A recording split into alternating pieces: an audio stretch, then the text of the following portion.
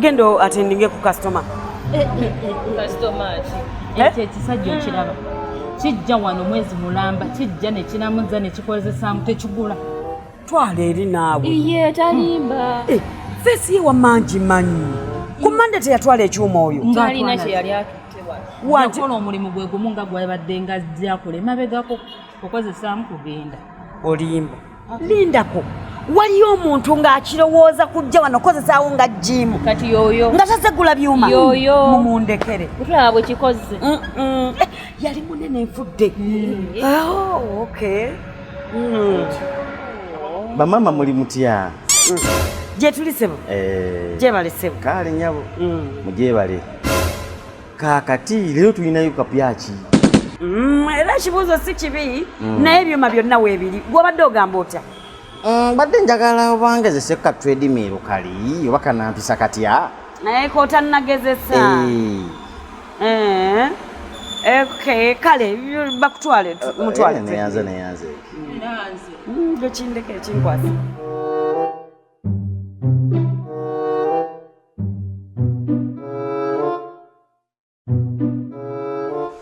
mpozi obuyigo buliko wa era straight ogendera ddala straight ngende bugenzi straight yes kale nyabo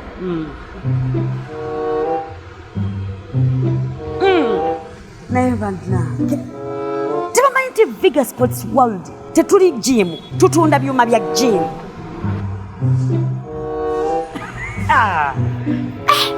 ebivuuka sebo bimanyiira sebo ova ewaka nga weefudde customer kumboze kuba gym mu dduuka lyange okay mumundekere ndowooza kati golowooza agenze kufuka linda olabe ekiki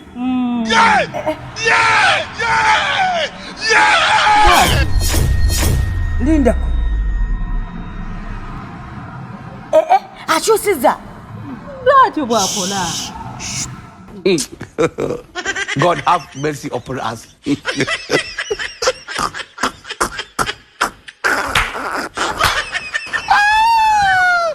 You get it?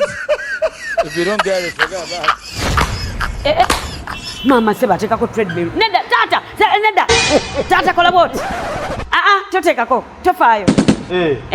Ate kyekiganye nyinawo wali benchi empya oba wagirabyeko? Eno soko gireke. mwafunye bench empya Tulinawo benchi empya. ate noyogedde ekituufu gusaaji kubye gayita mujje tugende ku benchi. tugende eno Leka nkutwale eri side wano. Gayita mujje tumuyambeko. bench buli mwafunye ne bench Ayayaya eno kabezwa. okay kati yino mumpe weights endala bannange eneja okuliko weight kuliko 5 bongereko twongereko bongereko ekyo kirungi ekitegeeza wano bulijjo jjawo bulijjo ndi customer nnyo okay naye nga togula ngezesaamu nnyo ebintu bino ebisinga ndabike nti ate ndaba wembigula okay ekitegeeza byonna obimanyi ebiriwo byonna mbimanyi okay abange mulete weights nammwe tugenda kwongerako kwongerako meka tulese 25 mama nazisobole ezo bannaye kadawo kyawo gisobola tewenyoma tekako letayo ne 15 endala mama sijja sisobola ojja zisobola mukwano unanyambako tujja kuyamba kaleka yongerako weebale nnyo siba loki nga temukuba client God have mercy upon us. ate kano okateekayo kale mumuyambeko omuteekerako wali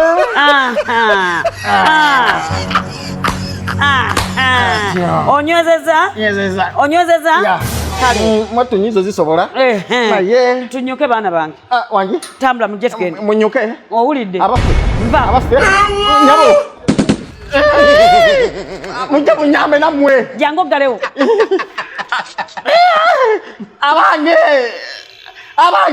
nyabo mujje baana bange tuggalewo abange kwesirwa mujje munyambe sikorugi bwazini abange nfa